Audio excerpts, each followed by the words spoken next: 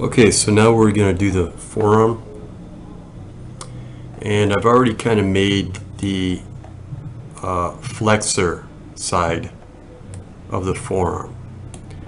The flexor muscles are made up of essentially, you could say, 4 groupings.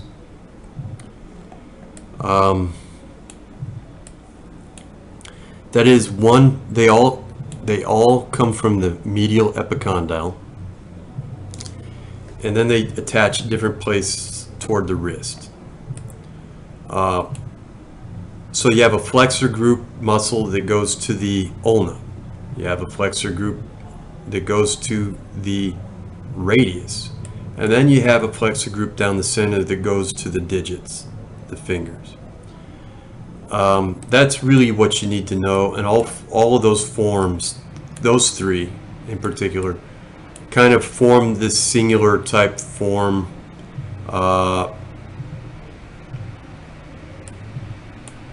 This muscle belly that's very familiar to us.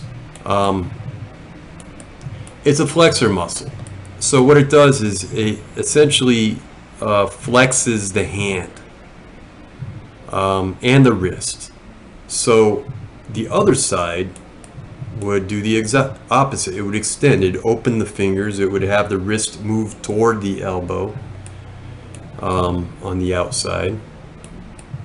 So that's essentially what happens here. And on the flexor side, this muscle form, this grouping of muscles together, is fuller than on the extensor side, which we'll be doing in a few minutes. The extensor side is more tendinous.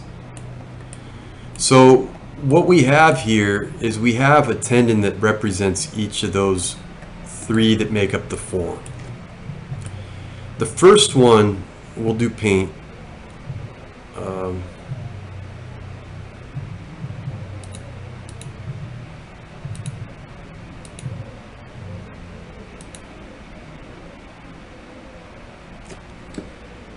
The first one is the flexor carpi ulnaris. So it's a flexor muscle. It attaches to the carpal, the wrist, and it's on the ulna side. So its origin is up here, medial epicondyle.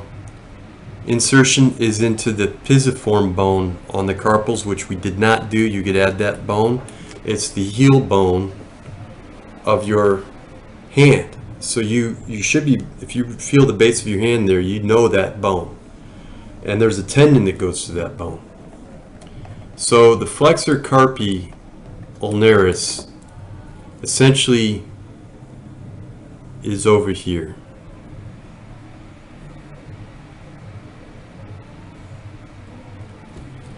And it fills out that profile right here. This is all flexor carpi ulnaris.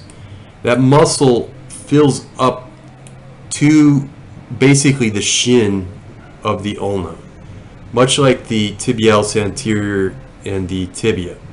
It goes up to that shin, and there's a sheet of tendon that goes over it, that it connects right to that shin. So there's that. The next one is, and that tendon goes to that muscle. The next one is, the next one we could do is the flexor carpi radialis, right here.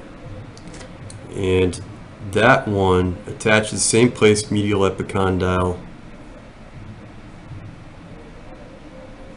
something like that. So it's this muscle belly here, and the tendon comes down and it really connects to the index and the middle finger. I don't have it breaking off into 2, but what you see is this single tendon. And the next one is a couple things. It's the flexor digitorum, which means that that's a muscle that combines, that has tendons that go to each of the 4 fingers. So that's part of what that form is, but this single tendon is a tendon that goes over that, and that's probably the most prominent tendon that you see in your wrist. if you flex your wrist, bring your hand forward to move it, you'll see that particular tendon right there. And the palmaris longus, maybe I could take a different color here. Palmaris longus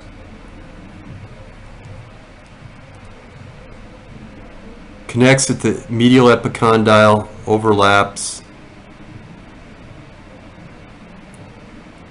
and then that tendon comes there. That tendon goes over tendons that go to each of the 4 fingers. But these are the 3 prominent tendons that you see, all belonging to the flexor muscles. All right, and so we could color this.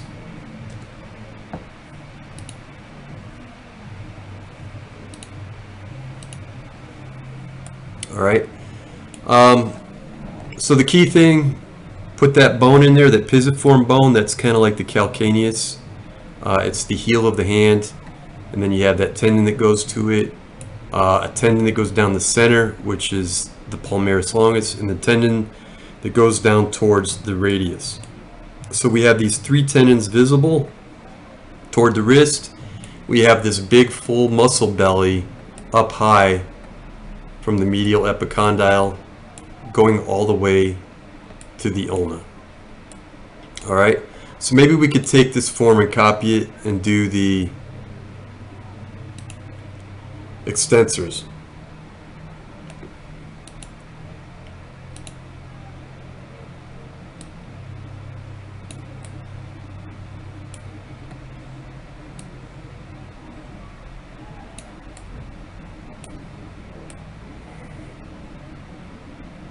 Alright, so the extensor muscles attach to the lateral epicondyle right here. They attach to this point right here. Right here. The flexors, medial, lateral, right here. But it's a flatter, it's not as full as the flexors on the inside, so we can make that thinner.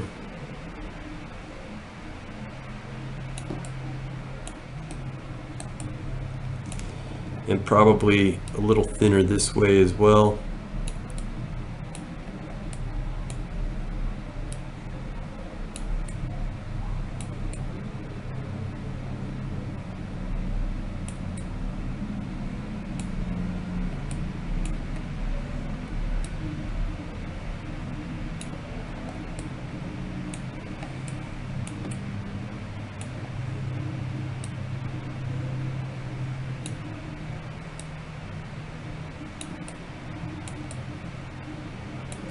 Let's see if we can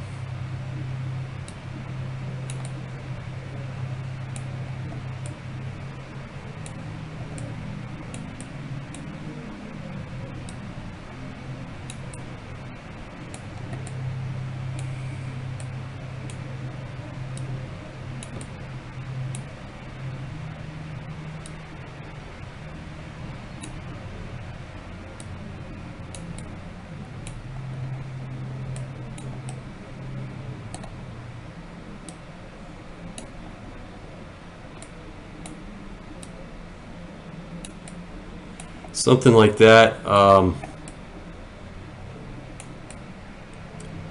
Probably could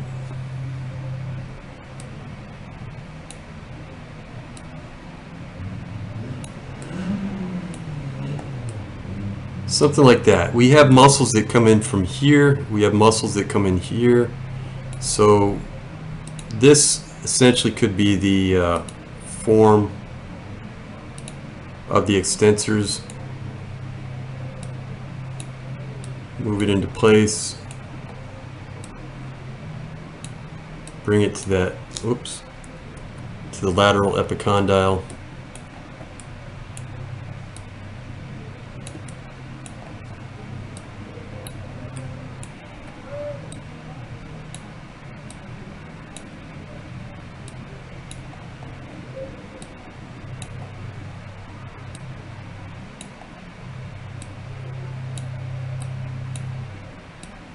There's a gap right here. There's a muscle that goes there called the anconeus.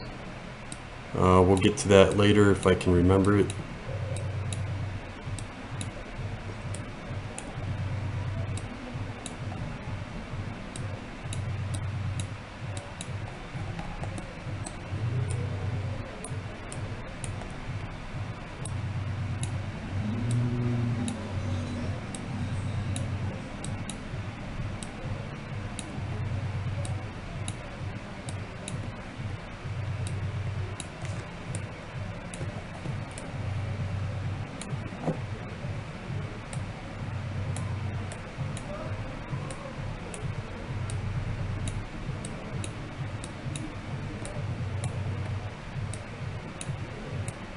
Alright, so let's smooth that out a little bit.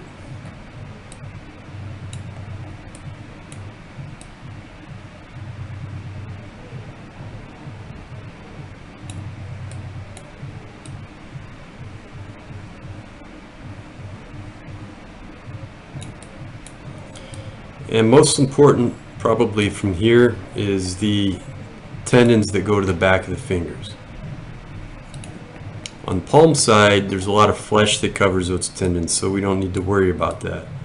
But on the back of the hand, you can see the tendons.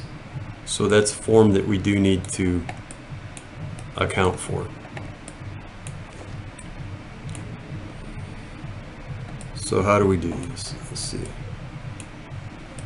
So what I'm going to do is, rather than spend all the time of making those go over the hands properly, I'm going to go ahead and make them and come back. Okay?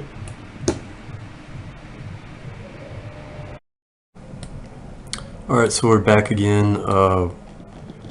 What we did was, in the last one, we made the muscle belly of the extensor muscles of the forearm, which is a thinner, not as full muscle form as the three, or really more, that form the flexors. This is flatter, more tendinous. What I've done is added the tendons to it. So these tendons are the extensor digitorum. They go to the forefingers. This one comes from the extensor carpi ulnaris. So carpi refers to the wrist, ulnaris refers to the ulna, and they are extensor muscles. So we're grouping these muscle bellies into the one form. And the one that I haven't represented by a tendon is this extensor carpi radialis. That is because that tendon really gets covered by other tendons and muscles, and it just gets it's pretty confusing. There's a lot of tendons down there. So I'm trying to keep it so that we have what is most important. These three on the palm side are important. These on the back of the hand are very important. And what we're going to do next is two muscles that go up here on the humerus and come down and attach to the ulna and the index finger. And these are very complex forms. We'll see if we can get it. I think of it as a triangle that's wrapping around. So it attaches right here on this muscle, or on this bone that's bare, the bottom of the humerus, above the lateral epicondyle. And then it wraps around and fills in this space. So let's see what we could do. And it's two muscles, but we're going to model it as one. So let's see what we can do about that.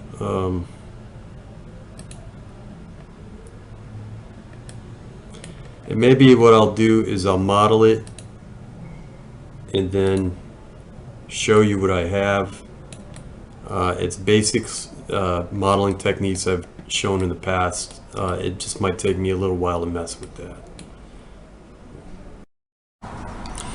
Alright, so this part is about what we call the ridge muscles on the forearm. And let me see if I can get this.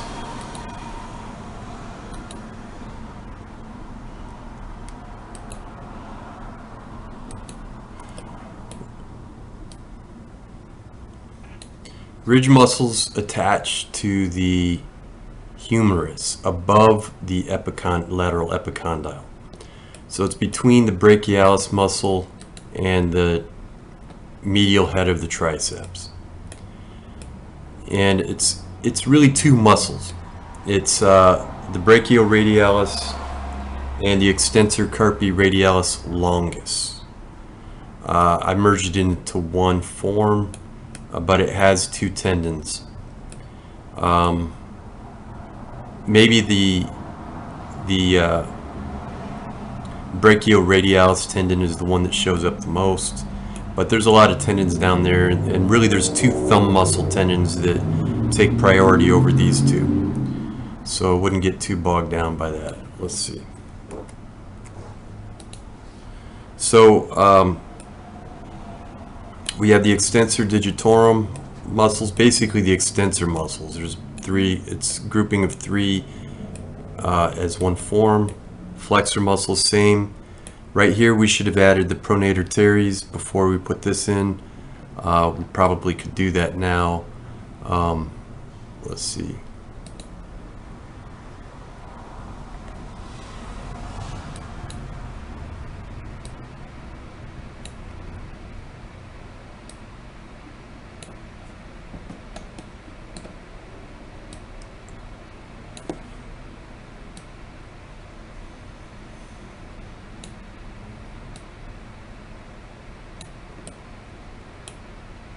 And teres is the name of the muscle form, right? Remember, teres major, teres minor.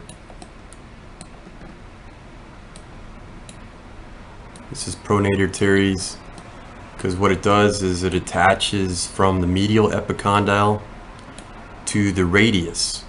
So the radius is turned, so it goes from supination to pronation. So this pulls that bone.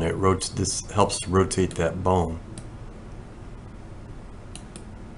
See if we can get it.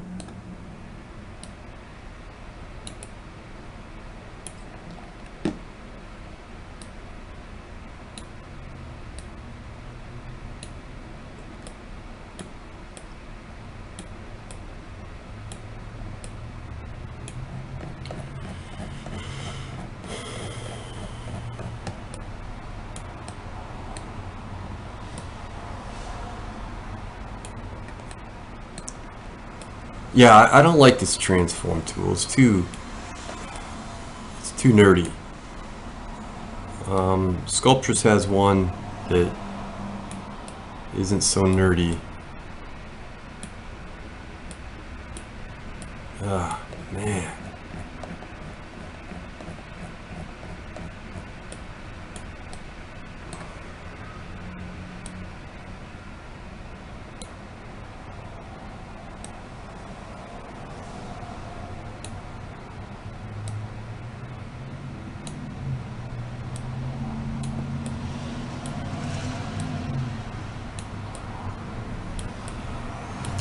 Alright, so we could get the move tool there. Bring that over to the radius. You can see the radius there. Attaches to the radius.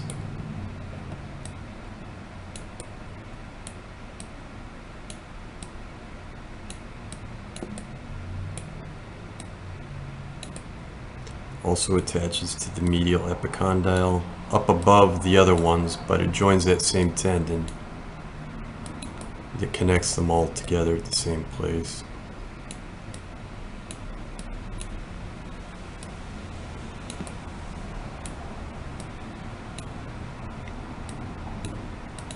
Okay, that's the pronator teres.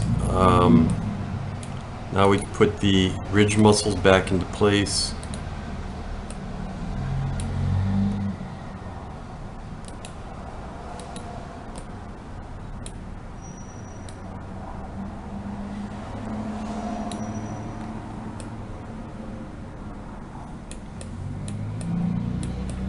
And there's a similar muscle to the pronator teres on the back. It's called the anconeus, and it attaches from the lateral epicondyle, same as here.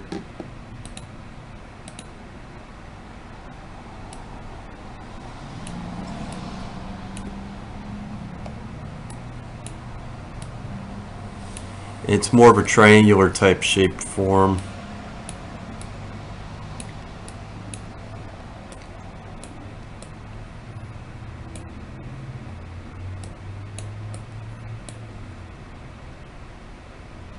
But I'm not gonna, it just fills in this space. I don't really feel like messing with that right now, quite frankly. Let's just move on. So we have these ridge muscles. So what we have are the flexor form, which the flexor form with its appropriate tendons, the extensor form with appropriate tendons, and the ridge muscle form with its appropriate tendons. So really we're just talking about 3 forms. You could add that as a separate form, but we've got these 3 forms here that would be worth memorizing. Next is something, the thumb muscles, which are very similar to the ridge muscles right here.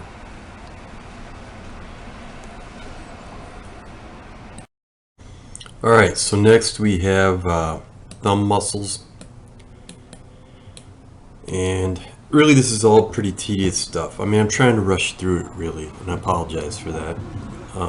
This is all like this is stuff that would take weeks to actually do it justice. So this is just an introduction.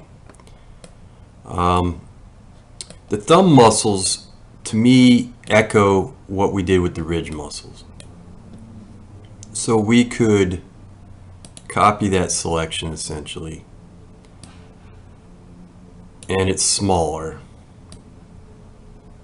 but it's 2 muscle forms that kind of come together, and let's see, it's probably bigger than that. Its attachment is on the radius and the ulna and the interosseous membrane.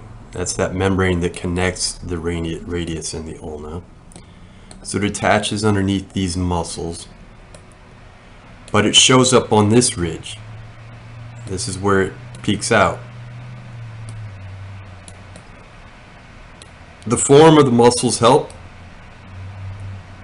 It gives a nice rhythm to the forearm, so they are kind of important.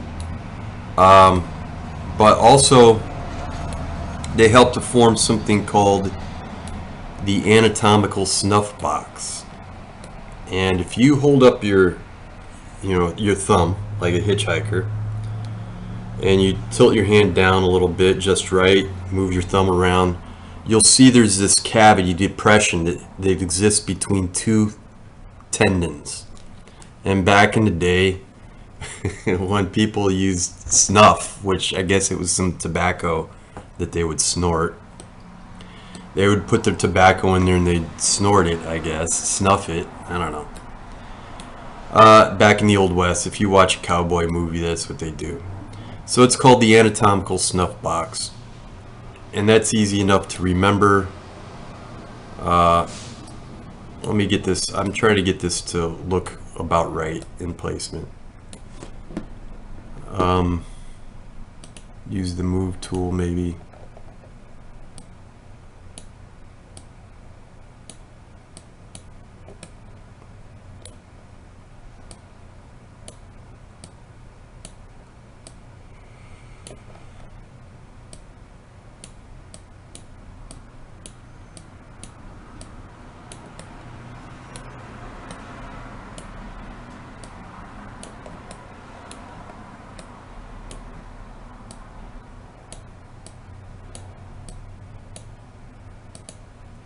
I don't know why my mouse is kicking around.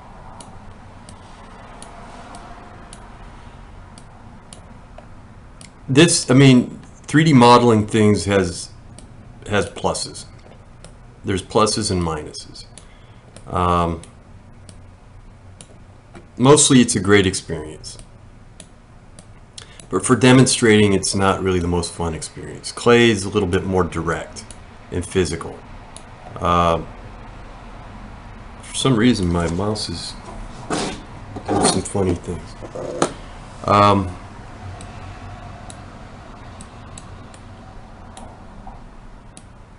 But this is it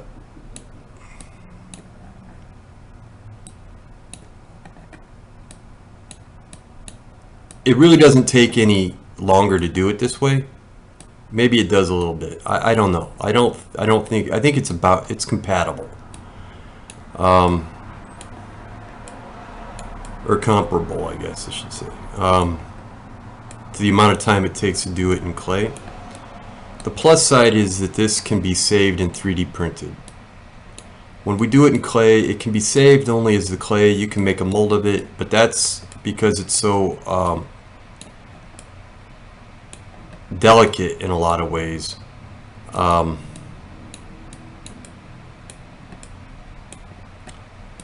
Making a mold of it takes advanced mold making skills. This is pretty easy. You could actually, when you have your model, 3D print it pretty much right away. I mean, it's good to go. And you don't have to 3D print it right away. It stores nicely on a file. You could go back to it, work on it anytime.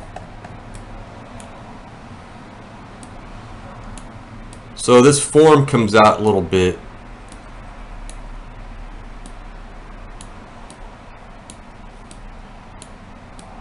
Try to finesse it right.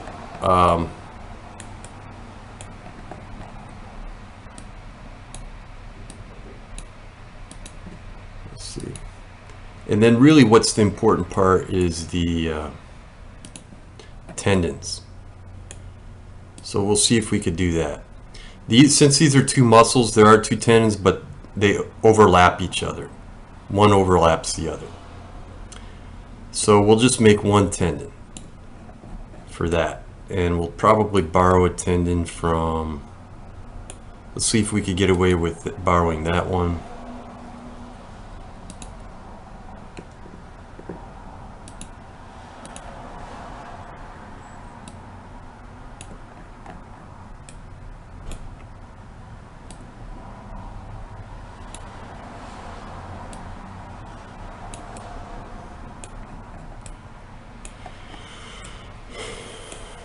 Yeah, I hate the transform is what kills you. I mean, it's the killer part.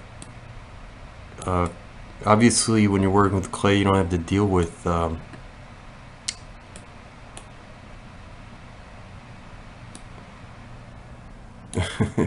positioning things is like something you don't even think about, right?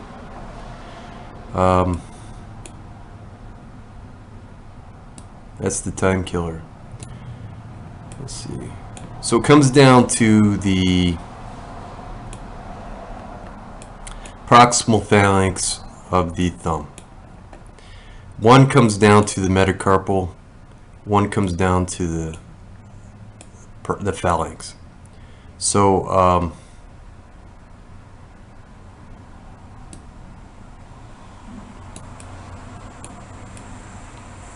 let's see what we could do. Yeah, I hate this. Well, I'll get back to you. I'm going to fix this up and do it. I hate it.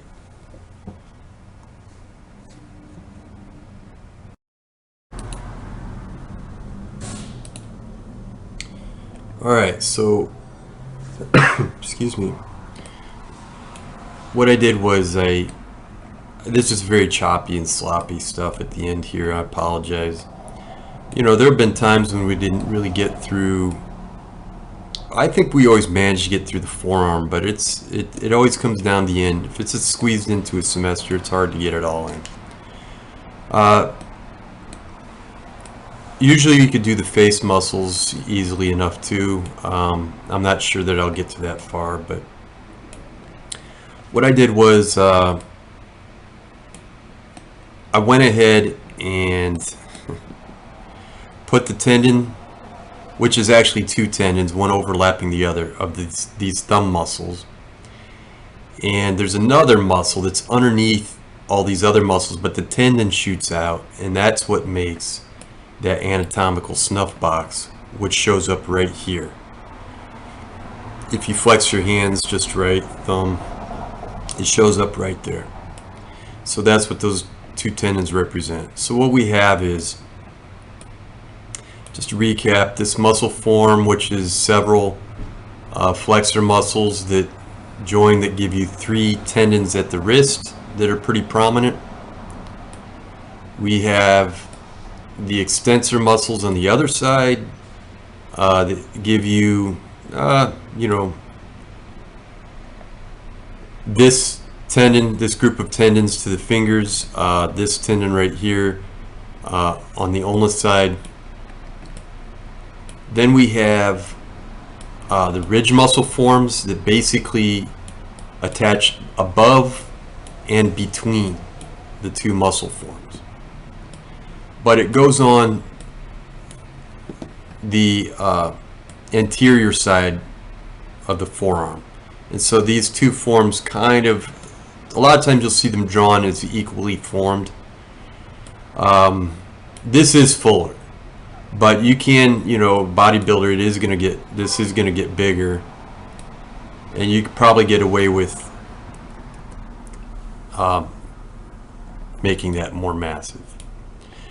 The next is these thumb muscles, which are similar to these. It's like a mini version of it. It's two muscles that just kind of come out almost in the same way. And they give you that tendon. So palm side, 3 tendons. Back side of the hand, maybe just the 1 tendon and 1 to each of the fingers, and then thumb side, 2 tendons right here. And the pollicis is the name of the thumb. So all the thumb muscles have the word pollicis in it, and pollicis means, I guess in Latin, lice. And so when they used to kill lice back in the day, because you know that would have been a real problem, right? They didn't have shampoos to get rid of it. They would kill it with between their thumbs, I guess, their thumbnails or something like that. That was a very technique. It was very common. So your thumb was your lice killer, right? That's crazy, right?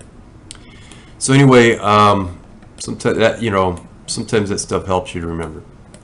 So the next, we're going to do the hand muscles, and I'm not going to get technical with everything.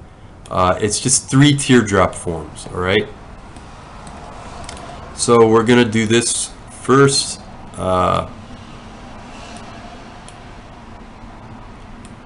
Let me copy them before, or at least make a copy.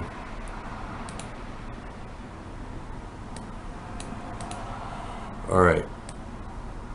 So there's one between the thumb and the index finger towards, it's on the back side of the hand. Let's see if I can get this right.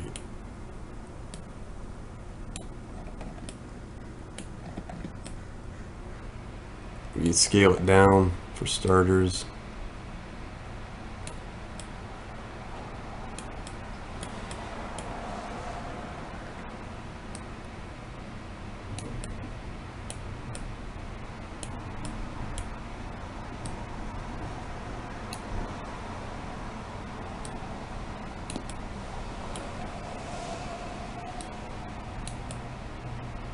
Scale it down some more.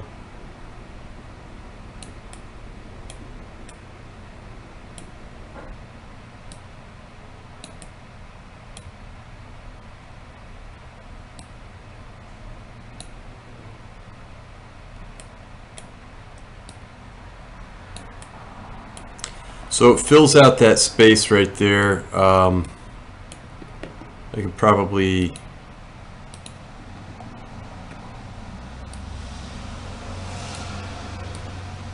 between the thumb and the index finger.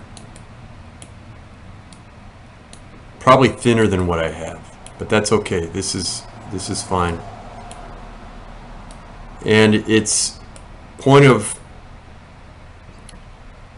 insertion is probably up here more past the joint. And its point of origin is right here on the thumb, the inside of the thumb and the index finger. Alright, so that's one teardrop. Wonder if we should just use this one, because it's almost positioned right. Let's see.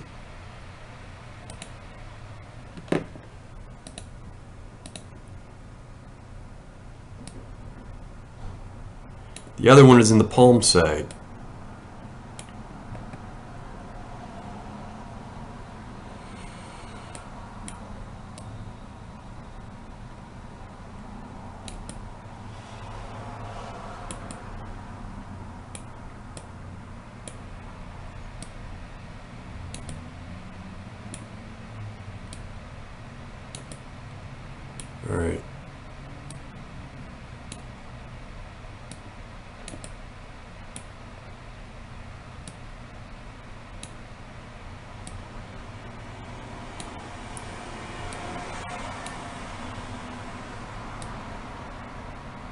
And it goes to the thumb. The first one goes to the thumb. Connects on the wrist as well. Let's see.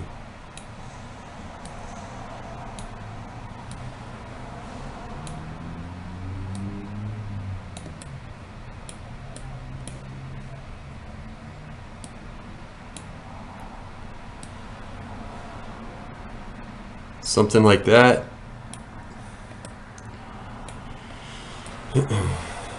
And then one for the little finger. Copy that.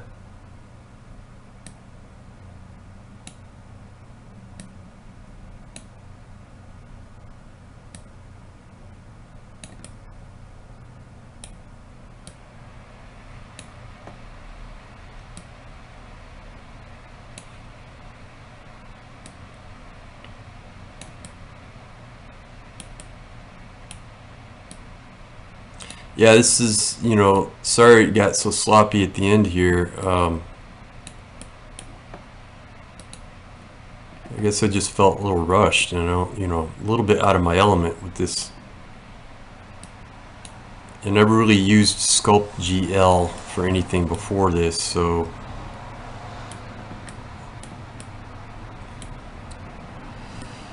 there are muscles in between back here. This gets filled in with this form right here, the interosseous muscle.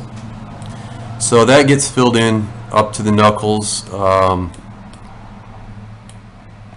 but the bulk of the hand, and you know, these could be bigger probably, these palm parts. Let's see.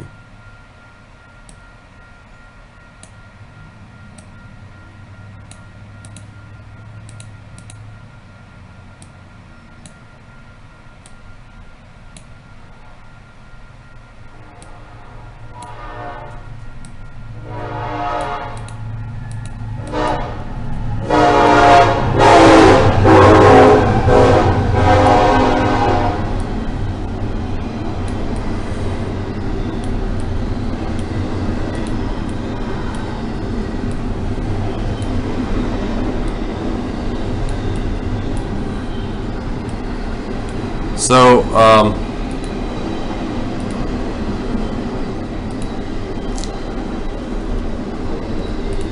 wonder if we can.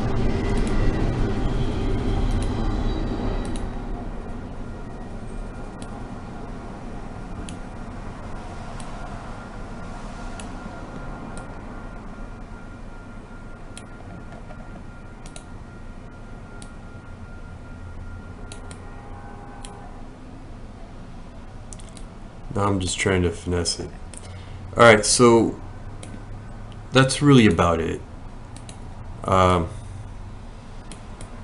3 teardrop forms, and then of course between these metacarpals we would have some muscle mass as well. But the 3 teardrop forms are the most important part,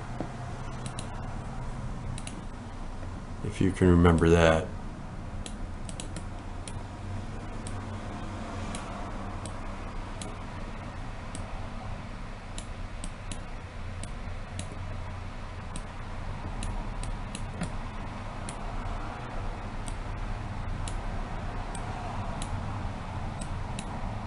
Smooth it out a little bit.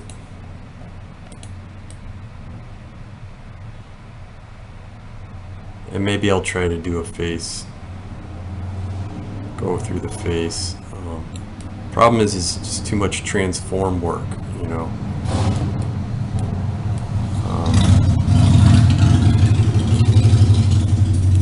In this app, the transform work is better than some transform tools in some apps, but still quite not right.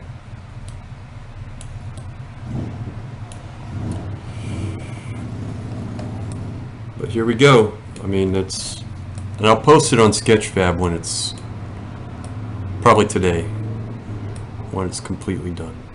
Okay.